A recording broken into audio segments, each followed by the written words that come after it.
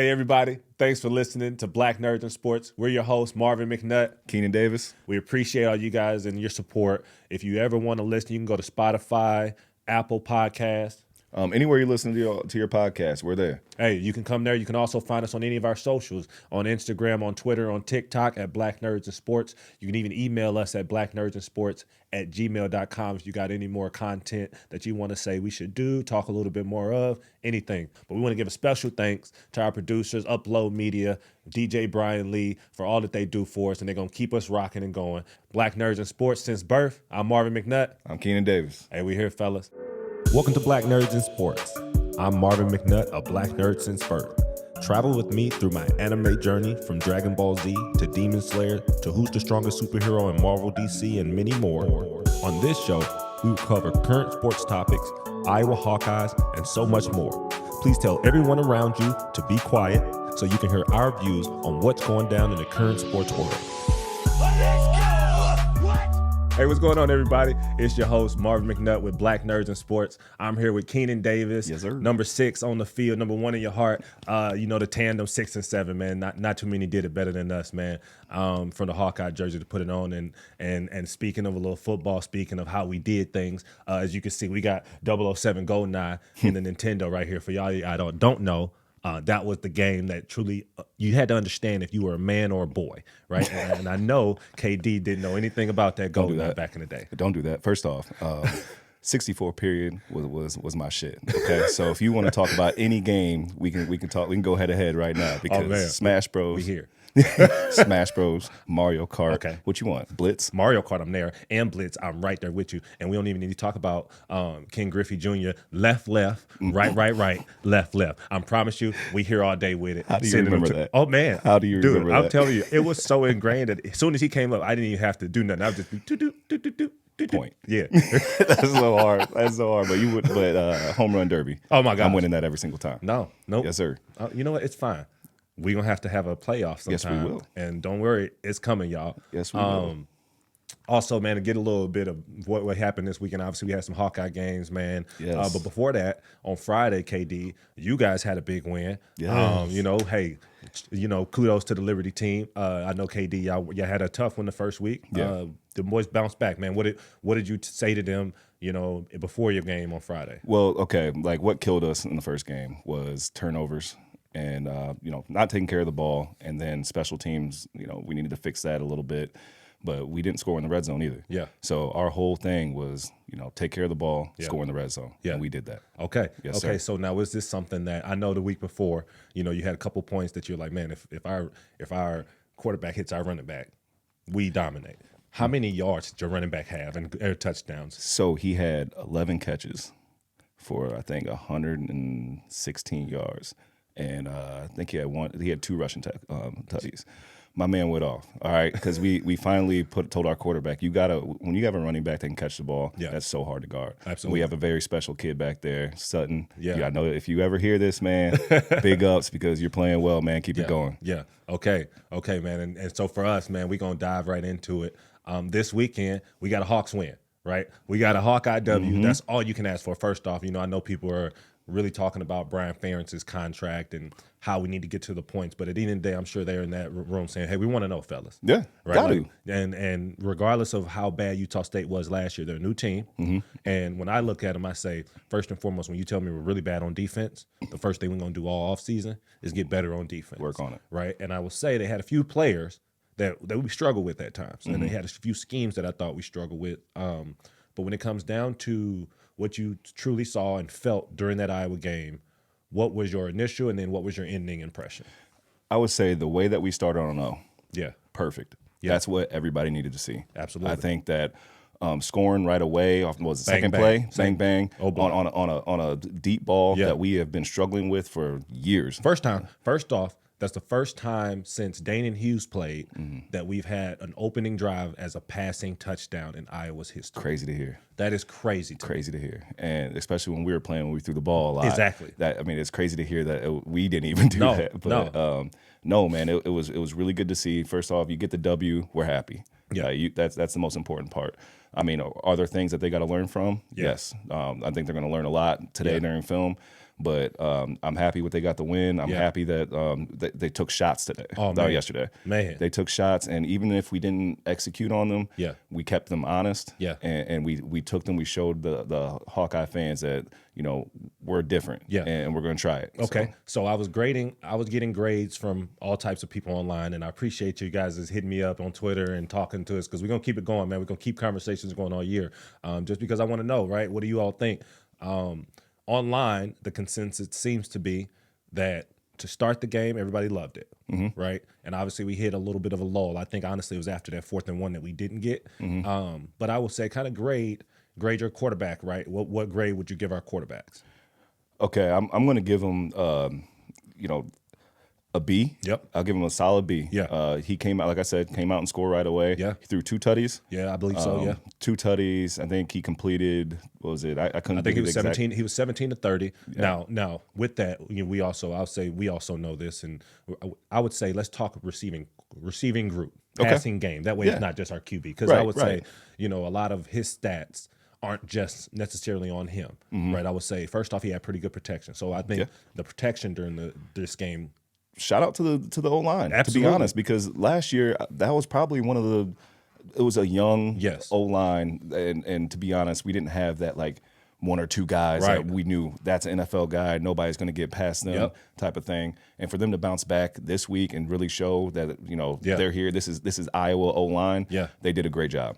Yep. To go to the receiving group, I would say the same thing. To go to the receiving group, again, a lot of guys that haven't played except Nico. Yeah. Nico's played for years now. And what, Luke, the only 2 that's gotten anything in an Iowa jersey, really? Yeah. So for them guys to come out, I mean, speaking for myself, coming out when you haven't played, when you're out there in 70,000 Iowa fans and you feel that it's not that you're so excited that you're just like, oh, I got to make a play. Yeah. Sometimes it's a little tough to calm yourself down. Absolutely. I think these kids really came and showed out. Old man from Charleston, Little Anderson, man, for him to come out and score like that. Yeah. I mean, that should give him the confidence to go on this year. So I love it. Once you get that first touchdown, I'm telling you, it's different. Yeah, we're going to talk a little bit about that later. Yeah. But also, okay, I will say, so as an overall passing game for that game, is it still a B, would you say, or would it be, where would you place us? If I'm being a stickler, C. Yeah, I would agree. I think execution could have been a little bit better. Yeah. I do think the receivers struggled getting open, especially towards like the middle of the game. Right. Second, third quarter, there was a big lull in the offense, and I think that our receivers they do great on when we make those calls, that call that nobody's expecting. We're about to go deep. Oh, they're excited. They're going to make that.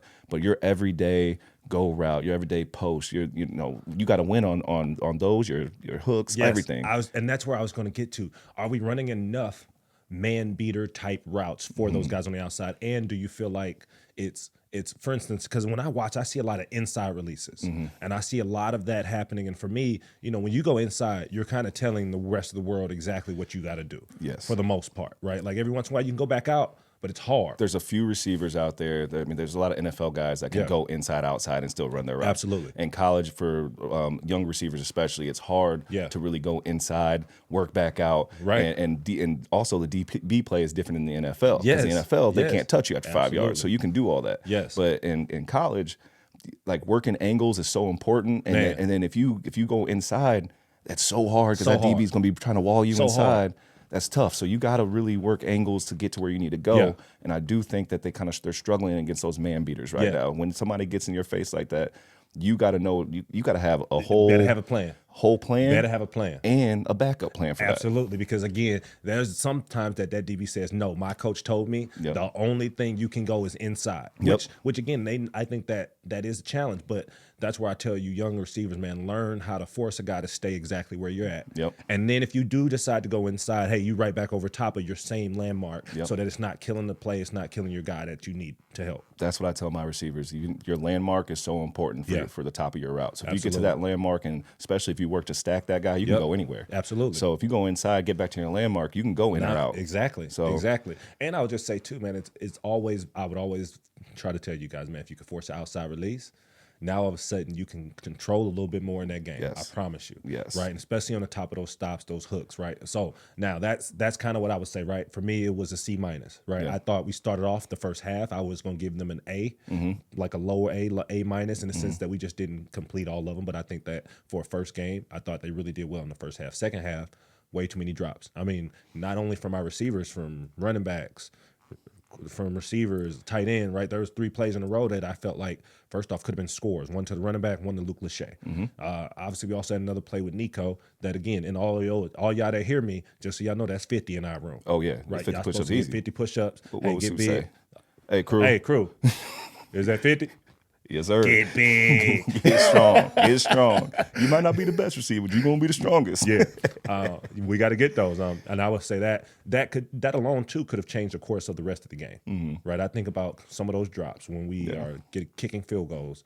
Those got to be touchdowns for us. Yes, and drive killers and score. Like when you have that opportunity, especially like Nico's, and this is Nico's a great receiver. He's been making a lot of plays for Iowa, and made a huge one. Right. I would say this. First off, Nico, we coming at you, but you also made a really tough catch that we've been waiting to see on somebody's head for the last couple of years. Yes. Hey, but now it's time to we great. That over the shoulder right there in the end zone. Hey, gotta have it. We gotta have and it. He knows. But he knows. And again, I'm sure they're gonna get their work and then practice those.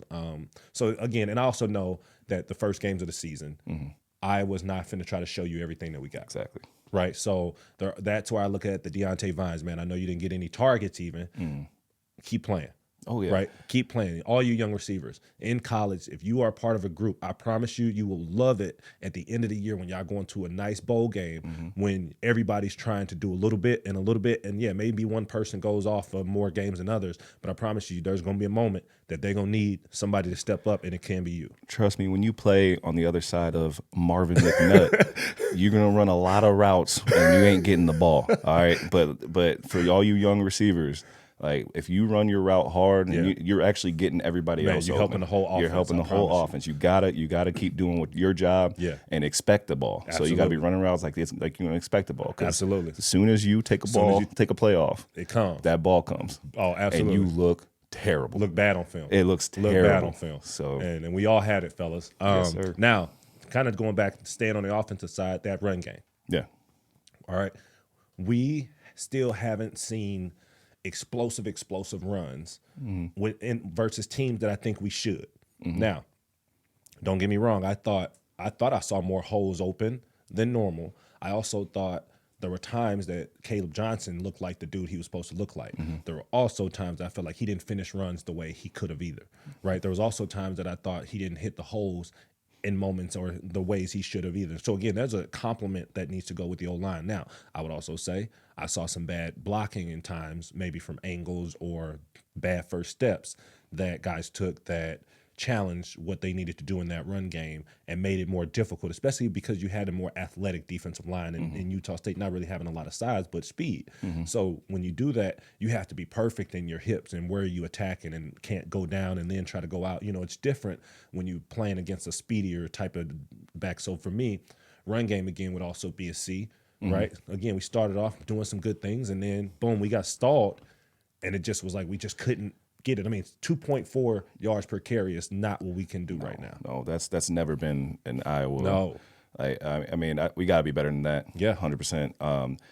What I see sometimes out of some of our backs is they'll get the ball, and if it's not clear, like the clear cut, when you see them see that clear cut, something they're confident, a run that they love, they take that and they go. Yeah. When they see something that they're uncomfortable with, or maybe they're like, oh, and then you see that tight, I'm going to cut, and then kind of just like let them tackle you, but you don't see them really fight for that.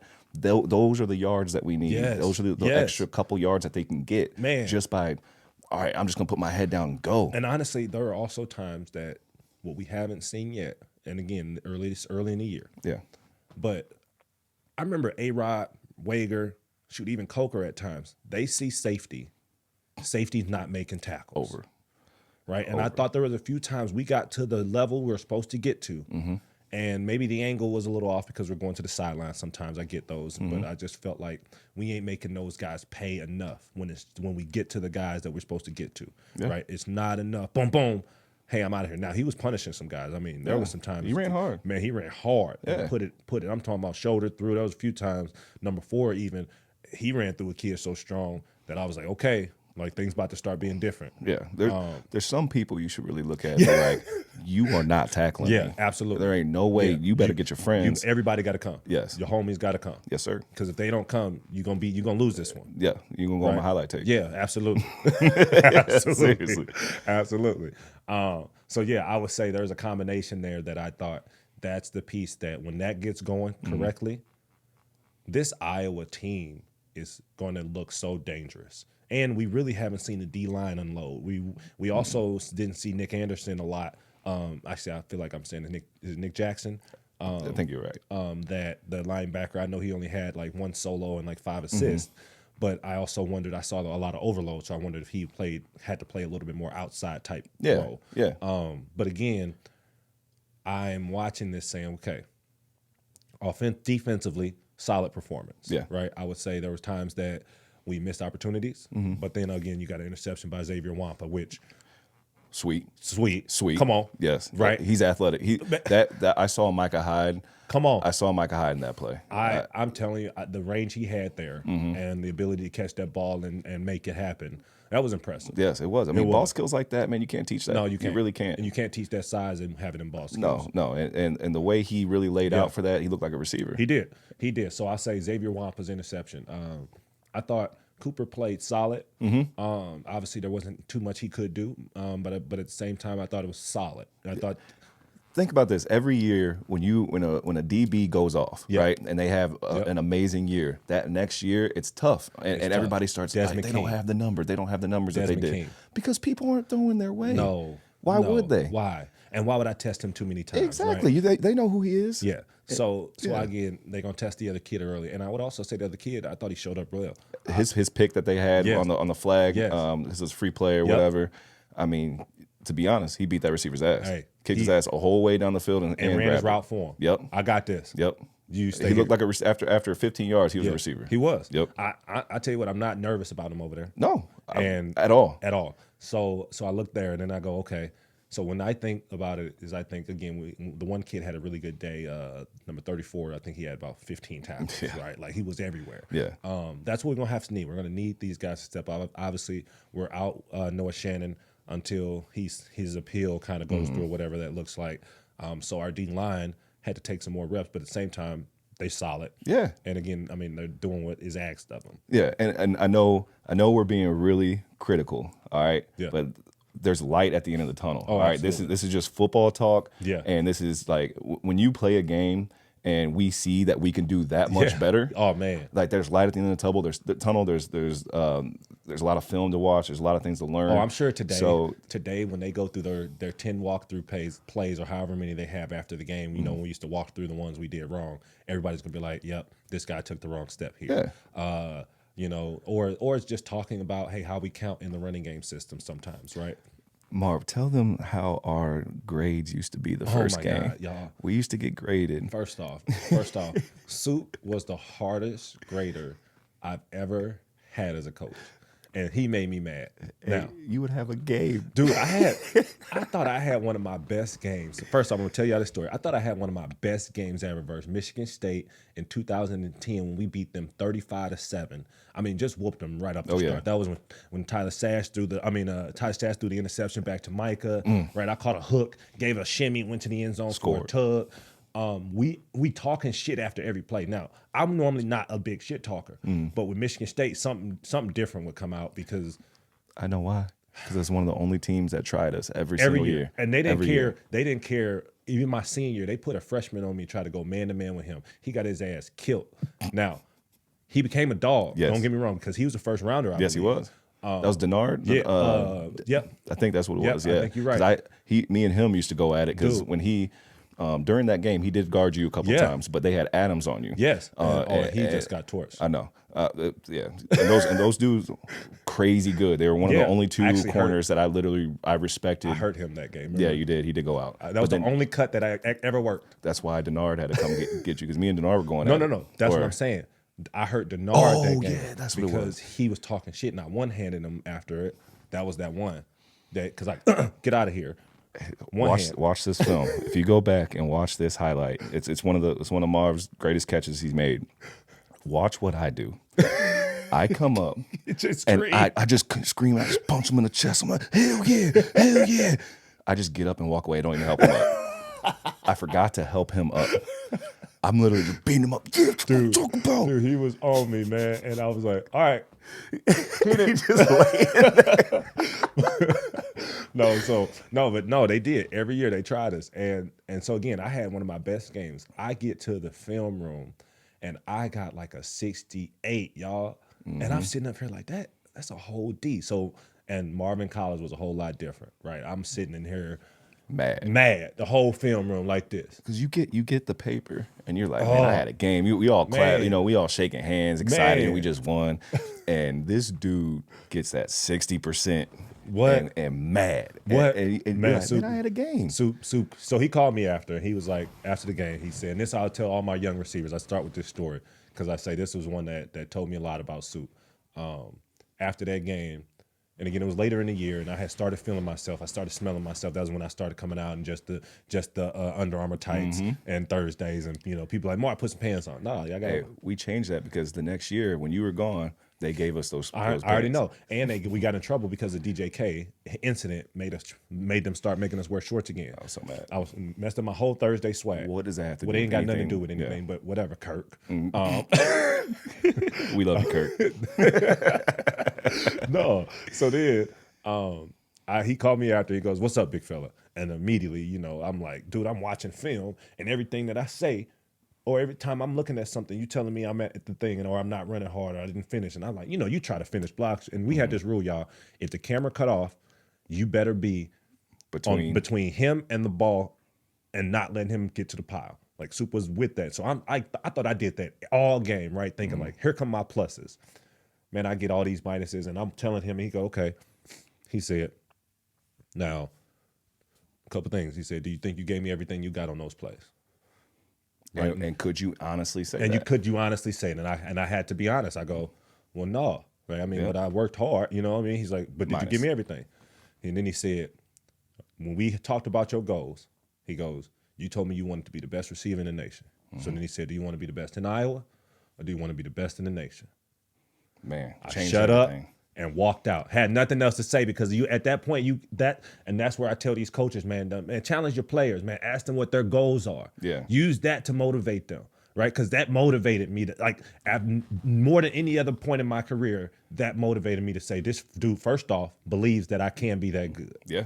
Second off, that maybe you're right. If I try a little harder. And that's where I challenge my kids. Yeah. In high school, because as a young receiver, you really don't know what your 100% is. You don't. Especially in high school, because in high school, you watch my film. Man.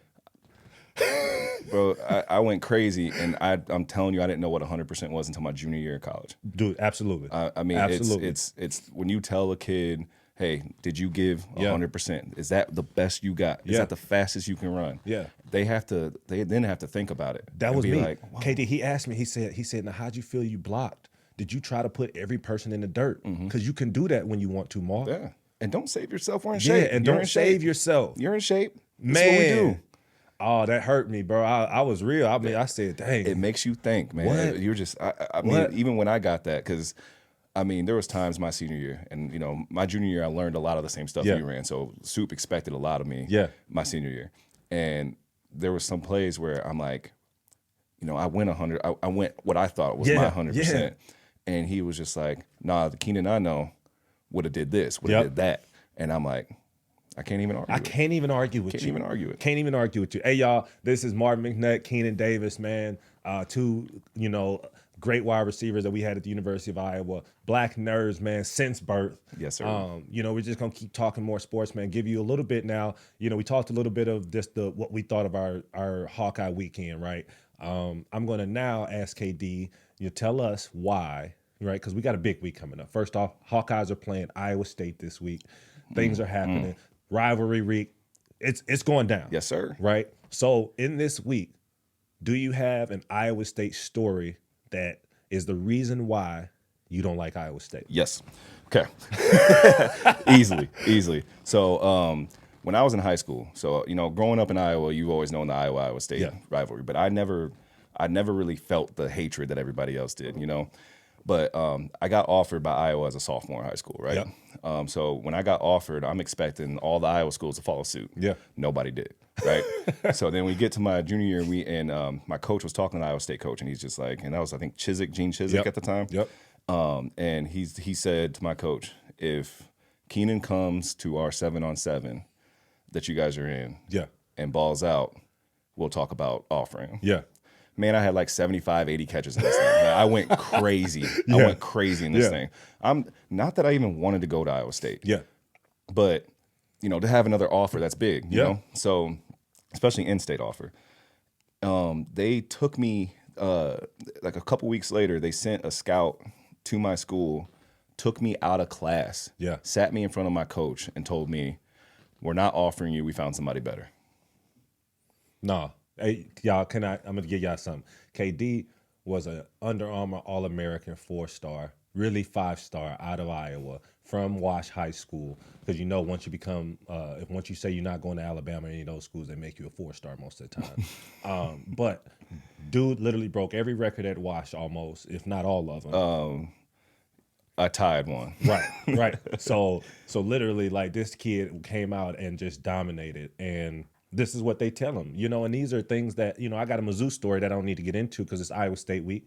But KD, that like, what does that do mentally for you as a kid where you just like, I can't wait to play y'all every year? And see, this is what it did to me, because I took it as a smack in the face. Because first off, you don't have to offer me. Right. Just don't show up. Don't offer me. I was a don't kid, even come. man. Don't even talk to me. I had nothing to do. I think that he had a little issue with my coach, because my coach was in your face, and was like, I got this guy. You need to offer him, type of stuff. And we went to that 7-on-7 and showed out and left. Not really in the nicest way. We won, so we were talking shit. All that type of stuff. They didn't like it. Because we beat Ames in the championship. They didn't like that, right? Anyway, so he had this own vendetta, I think, and then I don't know what it was, but like, I had nothing to do with it. And I was just a kid. And for you to pull me out of class for that, tell me that, like, come on now. So then, first game, I'm like, we played Iowa State. I was like, please let me get a lot of playing time. Let me stop him there before he gets going.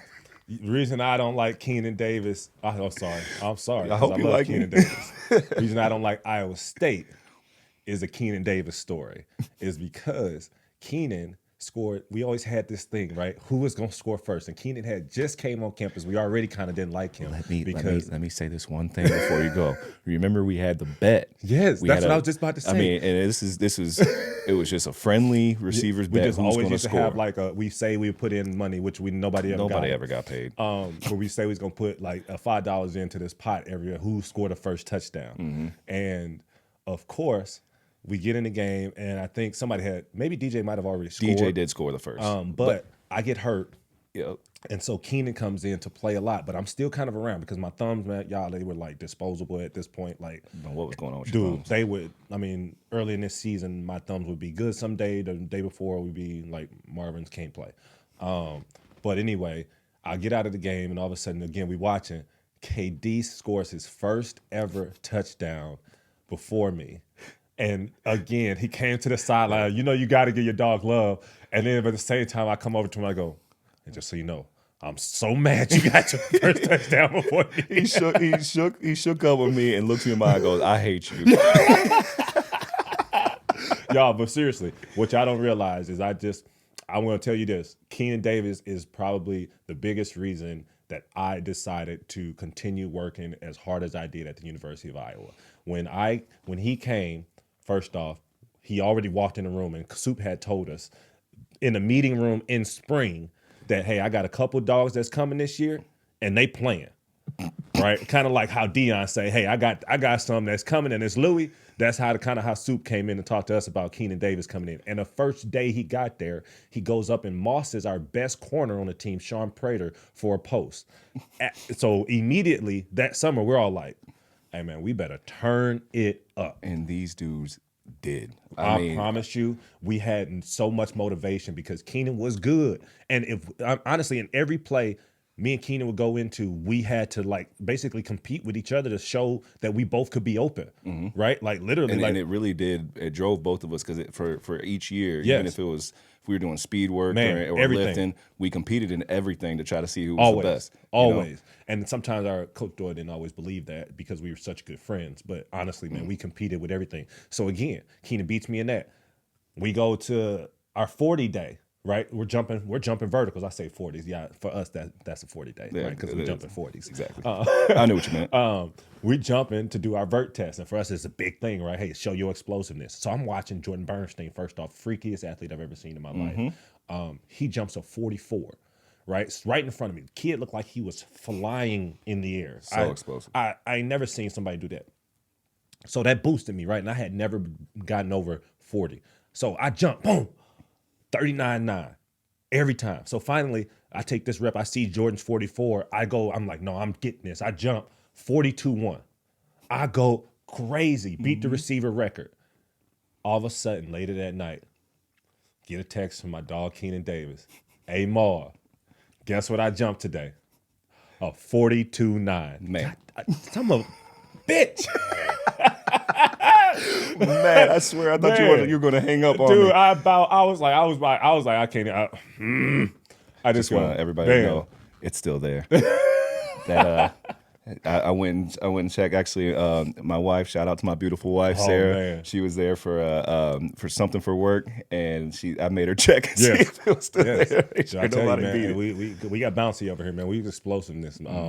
So again, no. So for me, that's why I always was like, no. I would say, y'all got to get this because I still remember every time Keenan Davis, and we put some beatings on them boys. Yes, while we did. there. Your senior year was one of the it was my best game at the time, and I blew my senior year. I didn't pull it out for us my senior year the way I should have. Hey, talk about blow it. Yeah. Shoot, I had one of the most costly drops. Hey, but you was having a game. I had a game. You was having a game. Didn't feel like it after it though. Yeah, no. So again, we got Iowa State this week. They down a few players due to the betting scandals that's going on here in Iowa. What do you feel about this one? Is this an automatic Hawks win? It never is. Right. It never is. Right. One thing we always get is Iowa State's best. Yeah. I don't care how good they are. They could go 3-9. Yeah. And they're going to give Iowa a good game. Absolutely. Those guys put their heart and soul into that game, and it really shows you that no matter how good you are, no matter what guys you got, if you come out ready for a game, you can beat anybody. So, and that's how we have to attack it too. So. Yeah. So, and I would say, obviously during our years, we had guys that showed up. I would say not a lot of people would pick me as to become what I became during our time as a receiver. This year, on the offense, whether it's running back, because we got some running backs. Yes, first we do. Off. Like, and they It reminds me a lot of what we our had year, because we had a lot of running backs. We had so many. Look at this team. Yeah. Period. It looks a lot like us. Yeah. Right. Like obviously no size like us on the outside, but as far as skilled players and guys that can do things now, Eric Hall. Don't get me wrong. I think he a freak. Yes. And I think we need to place him outside sometimes to give us a little bit do of size. Noah and some Fant. fades. You know what I mean? Like what they did with Noah Fant. Absolutely. Yeah. Let him work. So I think that's coming. Again, I do think it's coming because I don't think that Iowa doesn't know, how to call those things. I think from what I saw this weekend, I really am excited to see where we go. Because the other thing that I think Kate is doing that, and that we're doing in this offense that's better, is we're in shotgun. In shotgun, we're running bubbles, we're running different things. Now, if I'm Iowa, guys, I'll tell you this, I kind of like doing the backup bubble instead of the one that runs, if just in case, this is just my note, just because it allows for your receiver to catch it better versus quarterback having to be perfect on that run. It's an easier throw. It is. And then you can kind of make something happen a little bit better. I think it also helps the guy blocking too, because now he doesn't have a perfect angle he has to get to every time. So just my 2 cents. If you guys want to change some things or think about some things, I would do that. And if you know anything about football or that throw or anything, the bubbles, it's tough because if that bubble is too flat, that makes it really hard on that receiver because usually that outside receiver has to block most dangerous. Exactly. And so the other thing was I thought Deacon Jones. I'm working on the names. One of the two. Deacon Hill. Deacon Hill. He threw a really good bubble ball. But again, it's one of those things that being in the shotgun, we're allowed to not have to technically change a play in order to change the play, right? We automatically, it's a RPO read, and I think that's what Iowa is going to need coming down this pipeline a little bit more. Yes. Right? So saying that to say, who is your sleeper pick for this Iowa offense? I'm going to have to say Anderson. I think that's a pretty easy choice for everybody. Yeah. Transfer, new kid. Yeah. But to see him, I'm not even really counting him as a sleeper. I think he's just going to be a person that's going to be a big playmaker for us. I like it. I like it. I will also say that the number 4 running back, not Caleb, but the other kid, he's going to have a pretty solid year. I think that from what I seen him yesterday, I was really impressed. So, that's our take. That's our thought on the Hawkeye game. And then on the other thing that I was going to do what is the one thing you would fix to help the offense, to help the defense have better games? Offensively, I can talk a little bit more strongly on this. Yep. I mean, it's just execution. I think Ferentz called a good game. I think so too. I think it's just execution. I think they need to get with the quarterback, especially after practice. Yep. Make sure timing is just perfect. Make sure Cade's going to know where you're going to be. Yeah. Period, 100%. And I think if they can get that, the execution, the timing, and the receivers can get open, and that's part of it, just receivers getting open. Oh man, the sky's the limit for this offense. They could be pretty tough. There is, and again, I would say, man, I thought Cade had a really good game. I never gave my take on it. I thought he had a pretty good game. I thought there was a few throws, obviously, that he wished he could have got back, but for the most part, I thought he played really solid, and he was a game manager for us in a really good way. I thought O-line, I thought they took some strides that I definitely saw. And especially in that protection piece, right? Again, you can tell they put emphasis on some things, right? Protect our QB. So again, I thought that was really good. And then defensive side, man, we still, like I said, there's bend don't break, but there was a few too many big plays that we let up, and especially in that one drive where that kid just came down the field. I'm sure Coach Parker was not happy. No, oh man, Coach Parker. Coach Parker will go off on anybody, but going on everybody. But no, I didn't really give my defense a take. I do think our defense is a very bend and not break, period, and that's one of the best parts about us. Yep. But if we just take down the number of explosive plays. I think if we can just half of that, half of the explosive plays that they did, we're going to have a better chance of scoring, probably more on offense because we'll be on offense more. We'll be able to get to 35, 40 points. Absolutely. So we coming down to the season, right? I'm going to just go win-loss. You just tell me win. Iowa State. Oh, we winning. Western Michigan. We winning. Penn State. At Penn State. I hate to say, you know me, I can't say we're going to lose. First off, it's hard for us to say that we lose because first off, we always believe in y'all boys. So as we hear, we always think y'all going to win by a million. So even if we saying y'all losing these games, I promise y'all during game day, hey, we kicking their ass. We're never expecting a loss. Right. When we're saying this, we're never expecting it. It's just kind of, it's what we got to do. Right. So Penn State. Penn State. Hey, we coming out of Happy Valley with a win, big dog. Here's why I'm going with it. I'm going with that, y'all. Here's what I'm saying. If we truly feeling like this was kind of a similar year to how we had in that Orange Bowl year, is what I'm gonna say. We go up there and we make big plays to win. Yeah. D-line came through, right? Adrian, bop. Hey, let's go. That was the loudest, craziest environment and biggest play I've ever seen in my life. That play changed that changed the course of the season. It really did. We were like, man, this is something special now. Dude. It was crazy, especially how hype Happy Valley was. Hype, night game, all white out. They had that damn tiger. They hummed, that dun, dun, dun. Oh man, they hummed it. Yeah, and you can feel it. Yeah, there's two environments that I tell people about all the time. That one and the Michigan State environment when I caught that touchdown pass. Because when you hear them say, "Spartans, what is your profession?" That's tough. I was like, okay, I can't get hype. Can't get too hype. That shit's tough.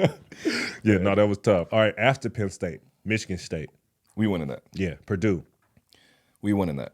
Wisconsin. First off, did Wisconsin win yesterday? They won. I think it was Buffalo? Like 34-14. Yeah, they kind of pulled away at the end, didn't they? Yeah. But I honestly, I watched a bit of that game and showing what Buffalo had played a good game against them. I thought so too. They were pretty tight. Yeah. I think we can win that because I think by that time our offense is going to be swinging. We're going full swing. Honestly, man, if you look at how we were running our passes, guys, I mean, y'all got to be so thankful that we ain't watched what we had to watch last year in that Iowa, because that offense would not move nothing. No, nothing. And we were still in every game. Come on. Now again, it's early, so let's just continue seeing it. Minnesota. We winning. Northwestern. Oh, we win. We have to win that one. Got to. We got to win that one. Rutgers. So, am I saying we're going undefeated? Yes. Yes. Yes. That's what I'm saying. I don't We're care. here. I'm saying. You know what? We're here. Let's talk about it. Illinois. Yeah. Nebraska. Let's go. And we already meet know. Michigan, and we owe y'all something. Yes, let's go. Adrian, we already ready. Adrian, we putting it down this year. You know what I mean? Just so you know, we are having a bet this year. Yeah, we got to throw that one in when we get there. I like it. But no, man, I agree, man. Honestly, I feel the same things, and that's why I talk it, right. And again, man, we loved our Hawks. So at the end of the day, man, we always gonna have them boys. Yes, every time. I'll never bet against you guys. Yeah. I don't care what type of year. I don't care what all these other fans. We got a lot of our homeboys, here that hate Iowa and like everything they doing. Yeah. I don't care what they say. Like I'm always gonna cheer for Iowa. I'm always gonna think that we can win because we do. Our team is always in it. Yep. I don't care. Yep. There's only been a couple times we got our ass kicked, and I was part of a couple of those games, and that sucked. It sucked, but I don't care. I was still in there. Oh man. Trying to think we can win. So I never bet against us. I think we have a good chance. I think all these teams that we're playing are beatable. There ain't no team on our schedule that's not beatable. Absolutely. Okay. Hey, y'all. That's the sports version of Black and Gold Breakdown. Coming back, man, we're going to talk a little bit of what's going down in the JJK, some One Piece, and add a little bit more. Black Nerds in Sports, your host, Keenan Davis, Marvin McNutt. We here 7 and 6. It's only best of them.